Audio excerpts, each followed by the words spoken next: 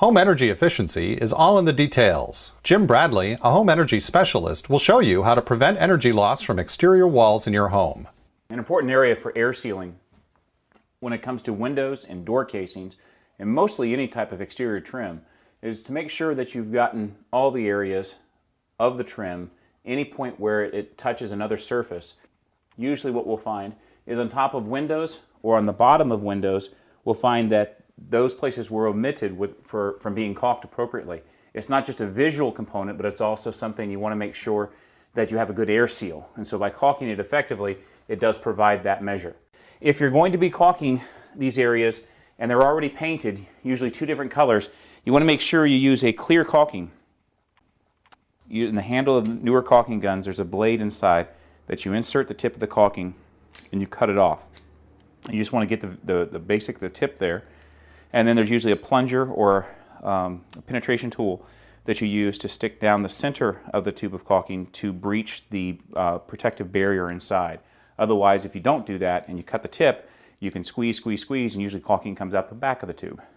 But this type of paintable caulking, we would go ahead and put it on a joint, but you're going to see it goes on white or opaque. When it dries, though, it does become clear.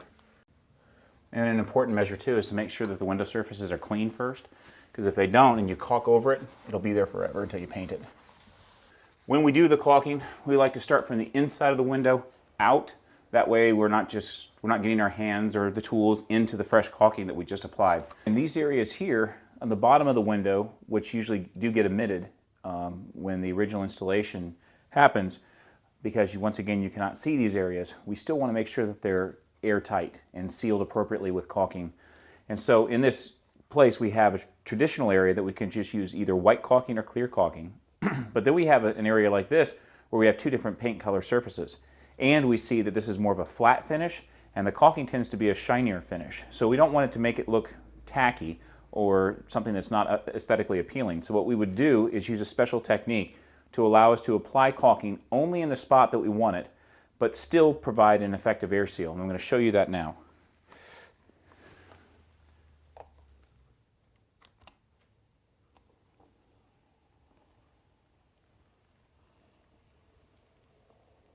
We applied the bead of caulking. Now we'll take a solution that's either like a Windex type of solution, but we want to make sure it's not a toxic solution, or you can use a simple solution of vinegar and water in a spray bottle.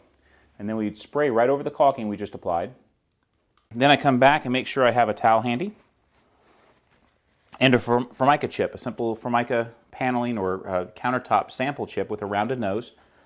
And what I'm doing is pressing downward without scraping everything out, so I can give a little bit of a flex to it and apply it into the joint, but at the same time I'm removing the excess.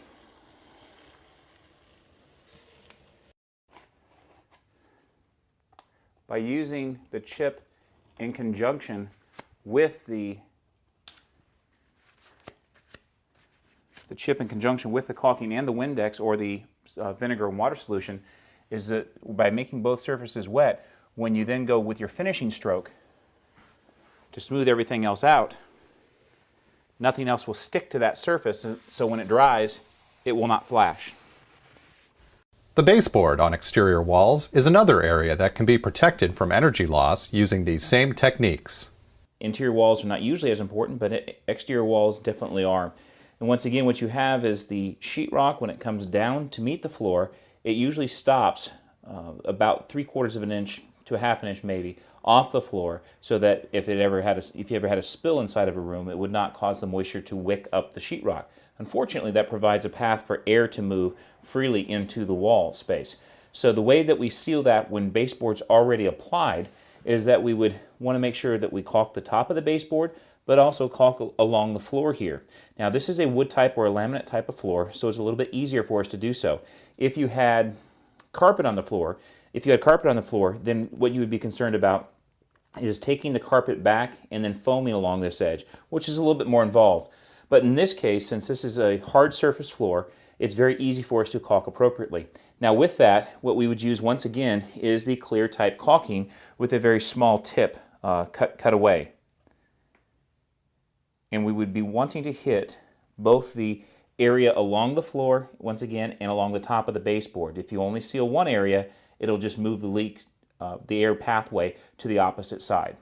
We're going to want to use the same technique we used before, and we just want to gently spray on all the surfaces there. And this keeps the caulking from sticking to the areas where we don't want it to. I then take my Formica chip once again, and the process is trying to not only push the caulking into the joint further, but also remove excess caulking that we don't want in the joint, so it will look much neater. And then carefully along the edge, you can just wipe up any excess. Being careful to stay off the caulking itself so you don't pull it out of the joint. By taking precautions and protecting your exterior walls from energy loss, you can save money and have a more comfortable home.